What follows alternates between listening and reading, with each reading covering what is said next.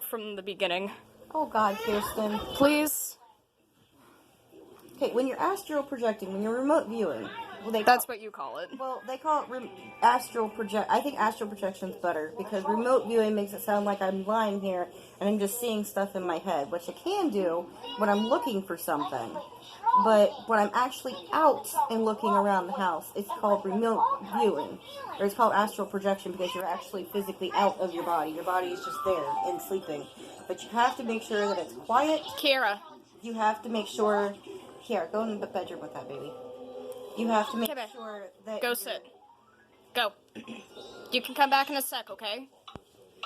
You have to make sure that it's quiet. You have to make sure that your body is completely comfortable and relaxed. Like you actually have to go through and tell your feet and imagine every bit of your body from your toes up relaxing and almost feel like your body is melted into whatever it is that you're laying on.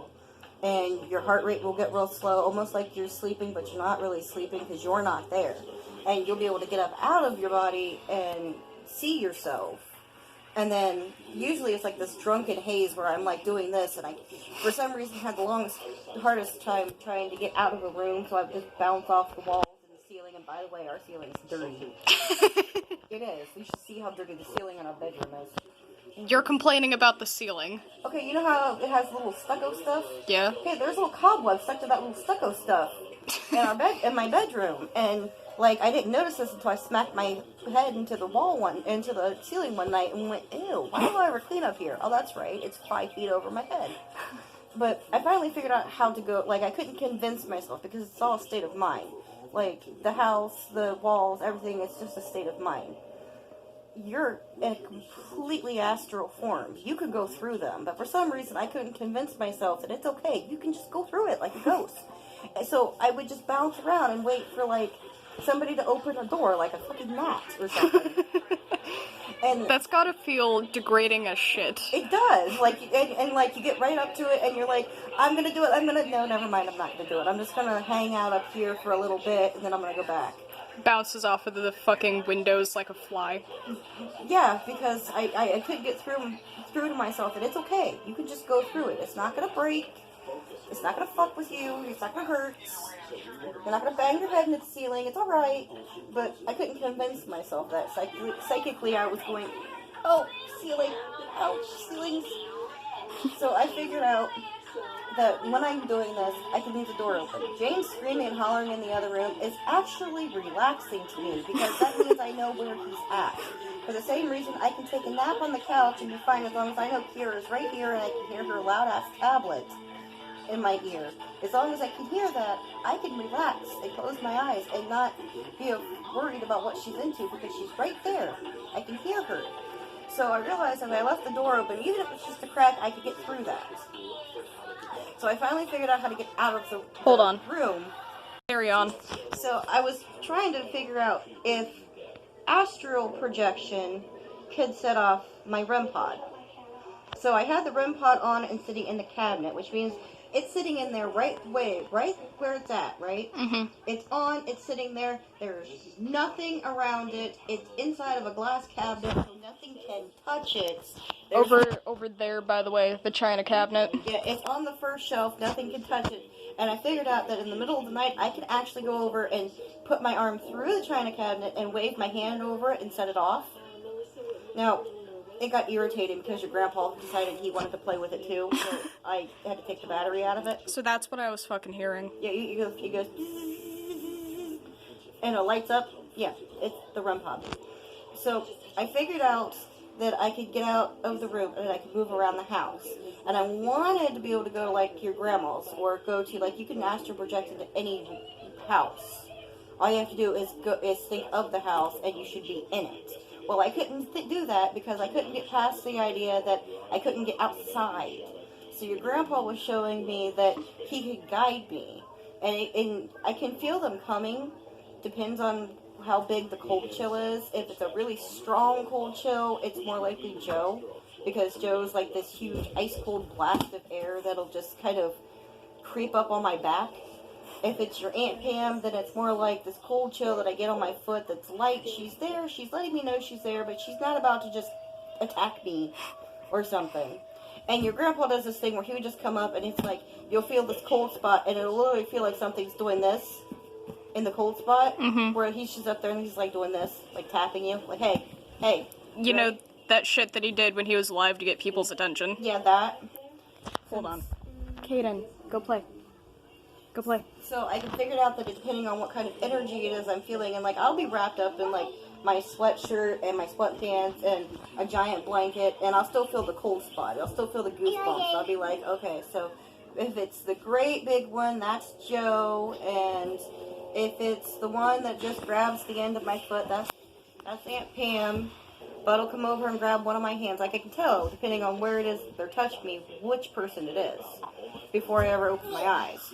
But your grandpa last night takes me by the hand and he's helping guide me so that I'm not doing this dizzy, spinny thing.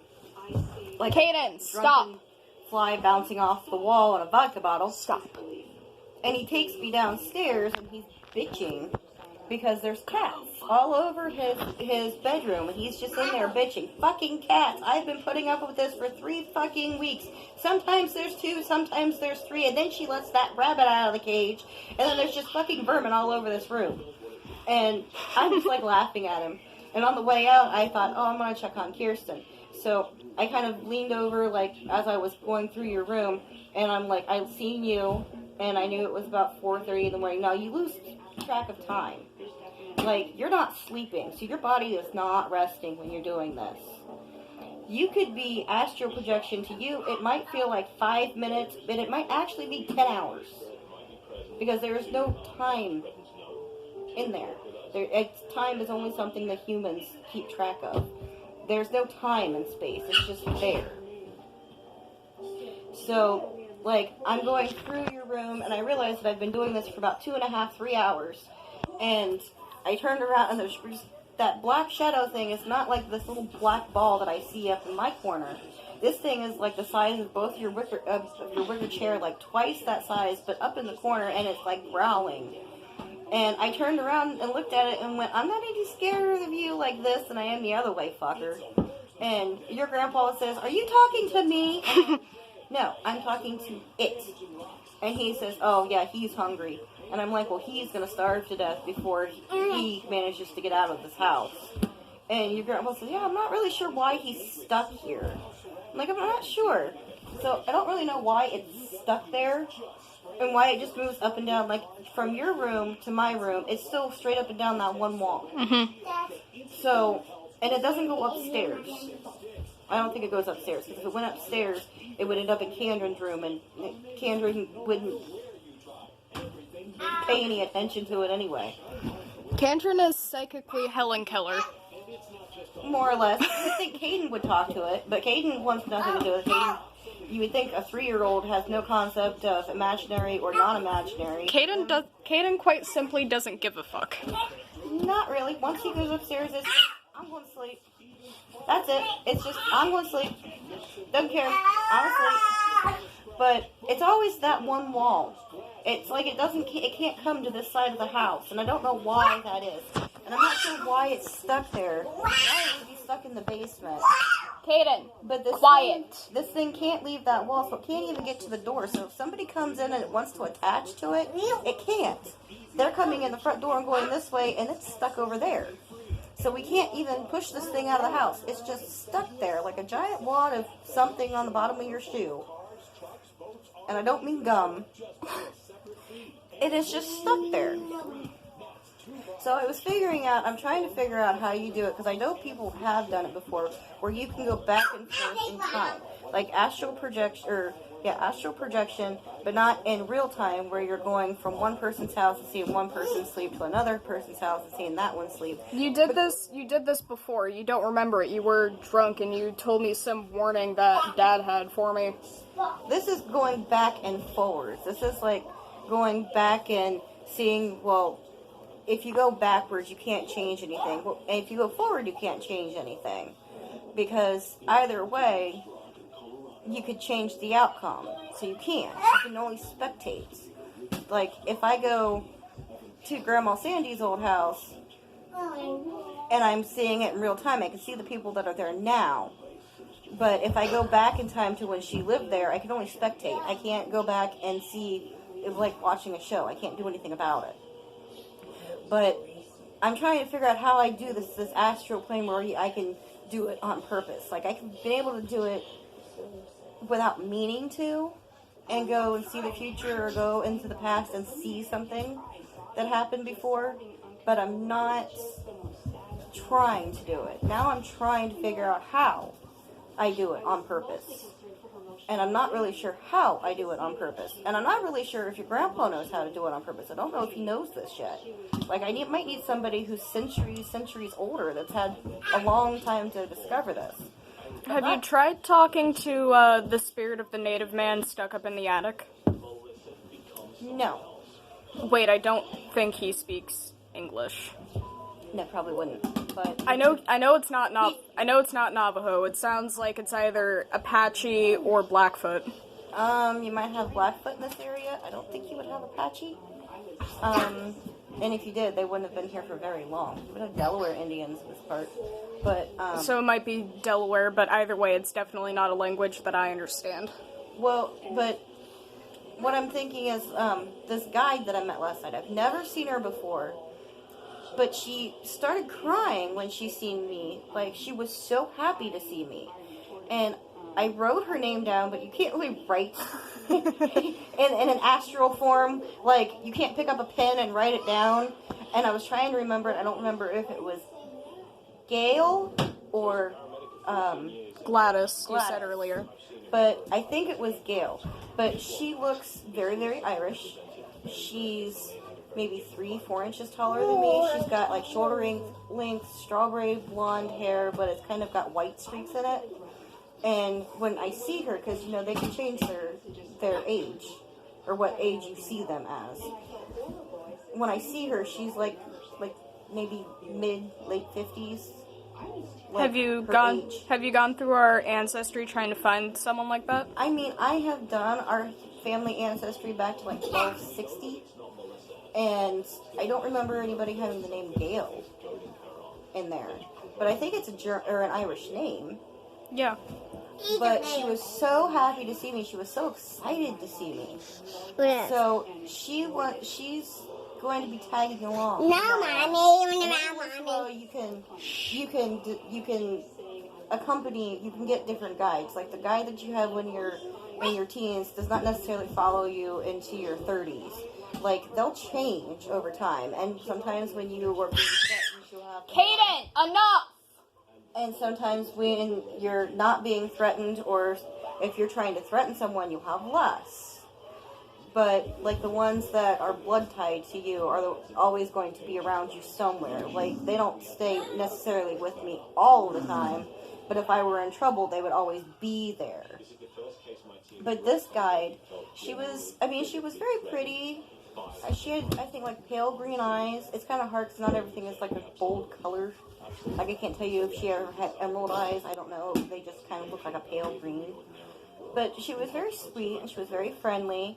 And she was hanging out with your Aunt Pam. I have no idea why. But her and your Aunt Pam kind of resemble each other. Weird.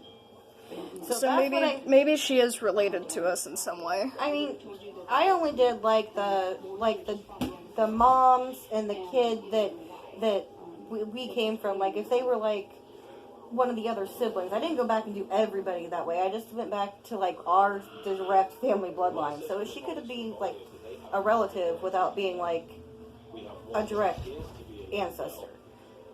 It could be something like that, but I've never met her before. It's mommy. But I was very interested in seeing what was going on. Hey. And then Kaden.